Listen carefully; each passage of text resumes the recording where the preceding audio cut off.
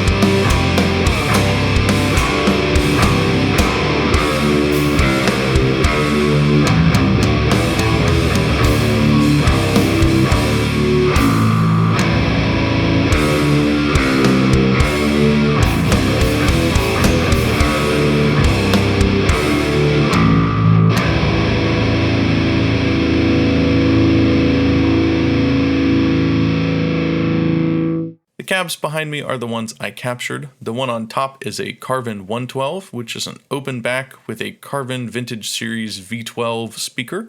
That's 100 watts and 8 ohms. And I have a rare Tweed VHT Pitbull 212 extension cab there. That is loaded with the Celestion G12 Classic Lead 80s. Capturing speaker IRs is not a terribly difficult or expensive or mystical process. You only need a couple of things. You need, of course, the microphones you're going to be capturing the IRs with. You're going to need the speakers you want to capture. You're going to need an audio interface and a clean solid-state power amp, such as one that would go with a PA. The method I use to capture it is a tiny burst of white noise. It's exactly one sample long. You can generate this with a white noise generator, bounce a file, cut it down to one sample. I sent that burst of white noise from the outputs of my interface over to the input of the power amp, which is connected to the speaker, and then recorded it back with a microphone onto the same interface. Of course, be careful with your speakers. Use the correct gauge speaker cable and don't hit it with an overly loud sound off the bat. I ran some tests to see where the sweet spot for the volume was. I kept my power amp really quiet and looped the white noise pop and turned it up to where I thought it was good. If the power amp is too quiet, you won't drive the speaker hard enough, so you'll get a more weaker, thinner impulse response. If you go too loud, I found it ended up with a slightly distorted and more compressed impulse response, so I liked it at a sort of medium-high setting. So in order to verify the accuracy of my method, I ran this little test where I recorded a few different parts through the same amp. One was going through the speaker and being recorded live, and the other was the exact IR of that speaker and mic setup. Nothing moved, nothing changed. It's a direct A/B. One is the real speaker and one is the IR. So I'm going to play through these clips and I'm going to switch back and forth between the real and the IR, and we're going to see if you can hear any difference. The green track you can see is the IR and the purple track is the actual cab being recorded. So let's hear how they sound.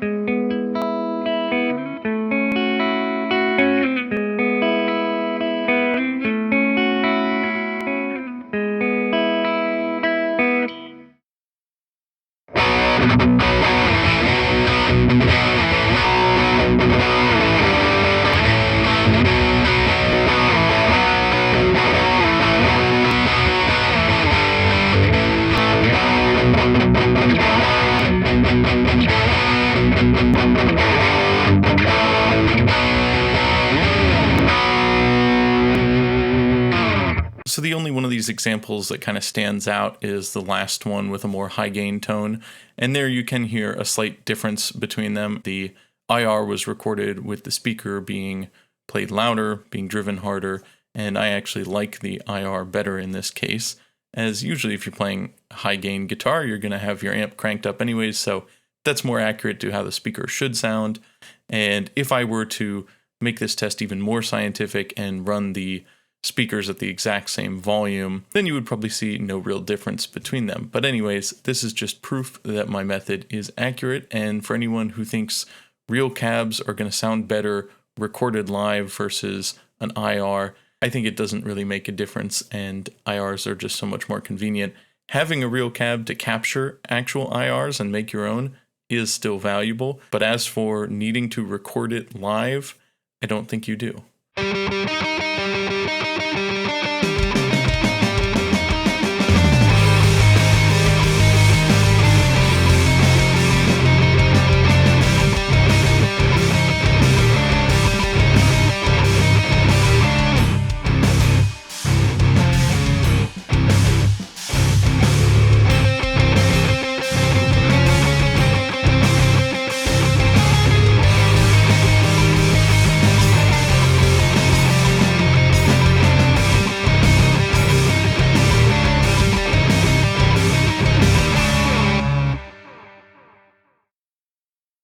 Mic position and mic selection is everything. Even with the same microphone, you can get a lot of different sounds with mic position. And you might be used to having your impulse responses where it's so many inches off the center of the speaker, or, closer and further away. I found there's way more sensitivity than expected when recording these. Moving the microphone just tiny amounts, a few millimeters, might have a huge impact on the sound. And it may sound great in one spot and sound really off and unusual, bad sounding in another spot. So finding the right spot is really important. Since I'm mostly playing metal and using high gain tones, I wanted to record IRs that work really well for that. I really like the sound at the edge of the dust cap where it meets the cone. And so playing around in that area with the distance from the speaker, front and back, as well as side to side in small increments around that area, is where I got the best tones. And you can get quite a variety of sounds right in there, depending on how exactly the mic is set up, and maybe playing with angling the mic a little bit. Really comes down to experimentation. For this project, I did 3 different methods. The first method, I set up a ruler and I tried to be what I thought was scientific with it, and I put a piece of tape marked with inches across the front of the speaker, tried to get the distance front and back from the cone the same every time, and just move it in increments, starting from the center of the dust cap and moving slowly towards the edge of the cone. With a mic stand, it's hard to be perfectly precise, especially when it comes to the distance. In 3D space, it's just hard to measure everything. I found that all of the IRs I recorded in this session had something I didn't like going on with the mids that I think has to do with the distance front and back from the speaker. And since they were all roughly the same distance, they all kind of had the same problem. So in the next 2 sessions, I experimented more with the distance and listening more carefully to what I was recording, rather than just thinking I had captured the whole range and leave it at that. Not quite that simple. For my second session, I wanted to concentrate my effort on getting fewer, better IRs and recording a blend of both mics at the same time, finding a spot where both mics sounded good together rather than just individually. I spent a lot of time just playing and moving both mics until I found a combination I liked. Then I would record that, and I ended up with 2 blends for each of the speakers. After that, I was still not quite happy with the results. They were definitely better, I thought, but I wanted to try again. So I narrowed it down to just the VHT cab with its closed back. It's a little better for metal stuff, and just the SM57. I played around with that for a while in the room, just playing through an amp and listening to how it was coming out of the microphone on my interface, and found a spot that I liked after a while, and then decided, rather than repeat that process, which took 20 or 30 minutes for many hours, I figured I would just move it in small increments around that spot like I described, and just sort of do a focused shotgun approach. Add a little bit of randomness in there, and I record 14 different IRs, all basically in that same dust cap edge area, but at slightly different distances from the speaker, and some of them were off axis. I didn't even write down exactly what they were because to me that wasn't the point. I just wanted to have different options that I can go play through and use my ears, see how they sound. They're all good for metal tones, but some of them are brighter, some of them are darker. They do, of course, work for clean stuff as well. It's perfectly fine cab for that. I find testing it with different amps that I may prefer one IR from that set on one amp and with one tone, and with a different amp, I prefer a totally different one. So I figured there's no real need to pretend that I'm going to get one IR that's going to work perfectly for everything. I'd rather have a concentrated range that I know will work for pretty much anything. So I'm going to give you a sound demo of all the various IRs, give you a flavor of what they are, and you can download them for free on my new Discord. Just head over there. There's download links on that, and you can come join the community. Here are my impulse responses, and I've got 3 folders in here for my first, second, and third recording session of these, and so they're all a little different. So I'm just going to play through a couple of these and get you a sense of them. I have them labeled for the microphone as well as the speaker. The CVL12 is the Carvin, and the VPB is the VHT Pitbull extension cab. This one has mostly SM57 and a couple with the Audix F10 on them. In this case, I'm going from 0 inches, which is the center of the dust cap, to 5 inches off center. So that's all the way to the edge of the cone, basically. Here is the 1x12 speaker right on the dust cap.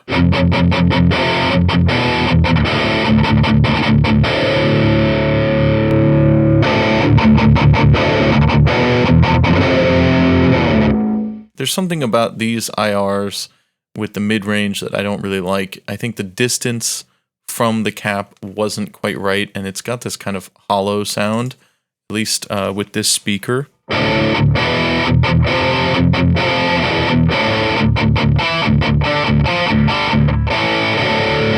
You know, it doesn't sound terrible, but it doesn't sound right to me, and it doesn't sound like professional IRs that I'm used to using. But this was my first attempt, and I did rectify this. In fact, I dually rectified it because I did 2 more takes after this. Here's the other speaker, just to give you a sense.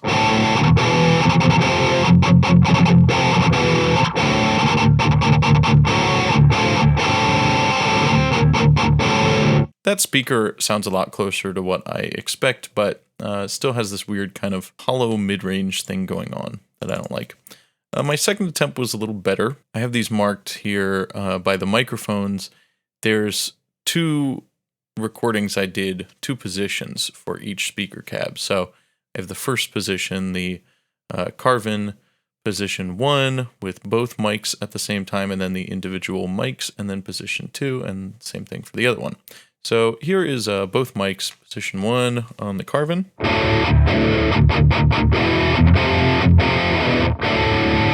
Here's the second position with both mics.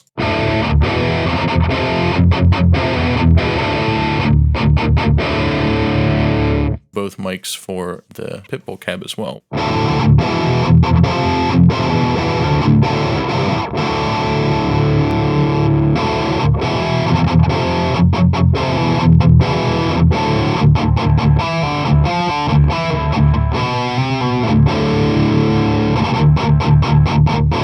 That sounds better. One thing we can do with these IRs is use the individual mics and blend them more to our taste. This way we can emphasize more one or the other.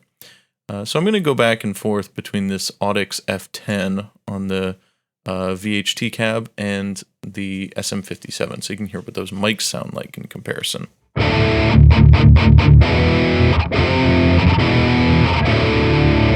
That's the F10, very dark and bassy and kind of scooped. It's got a brighter top end too. Here's the 57.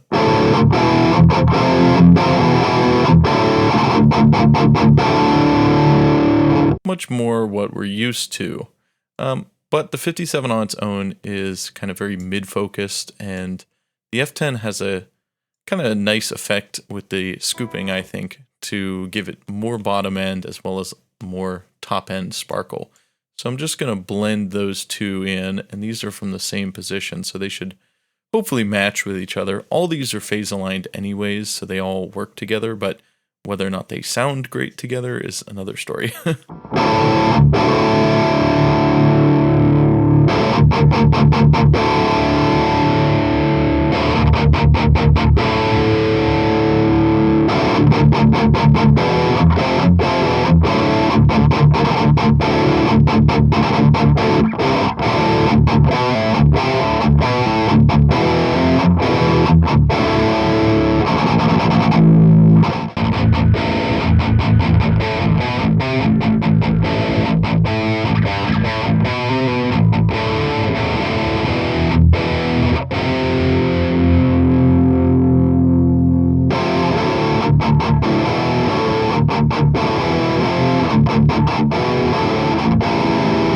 I definitely prefer the 57 to be dominant.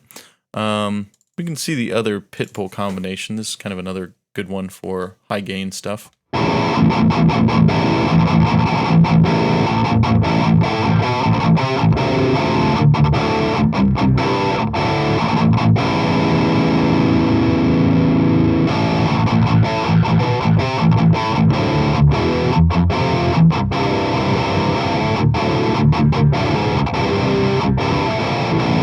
And this is without any high pass or low pass either, so we can further refine them from there. I can also show you real quick a little bit with the 112, the open back. I wouldn't use that for high gain stuff really, but I think it is cool with a cleaner thing. So let's do a clean tone, a little bit of reverb on this too.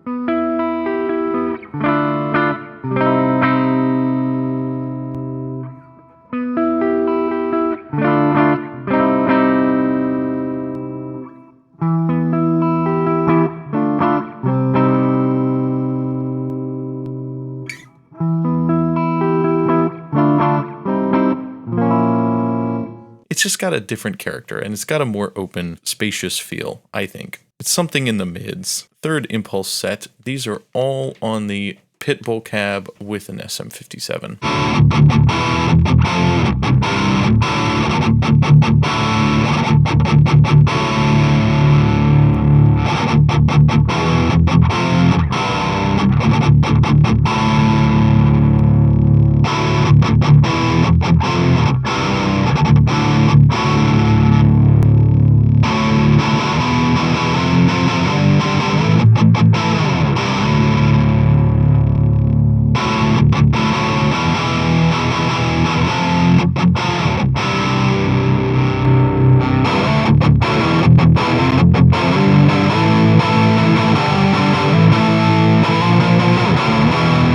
The flavor of the whole tone can change quite a bit just with these mic positions, and these I didn't label with any sort of technical specs because there really are none.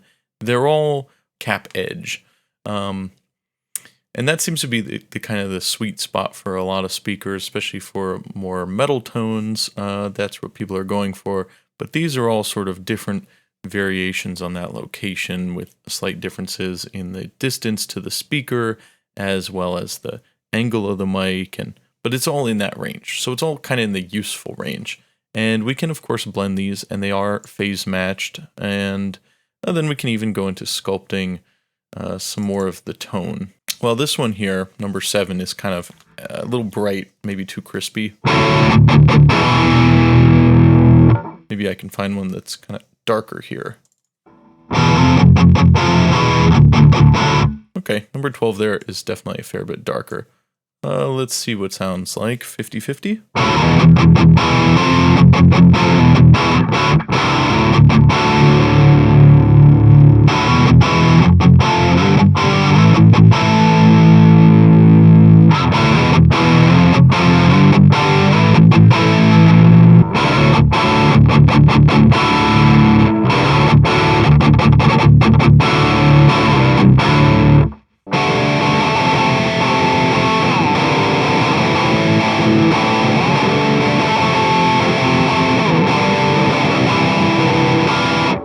Alright, so there's a little blend, and it's hard to see outside of a mix exactly how this is going to sound, and I haven't tweaked the amp at all, which is kind of how I prefer to do it. Start with the IRs, get those as close as you can within the gain range you want from the amp, and then you can tweak the EQ on the amp.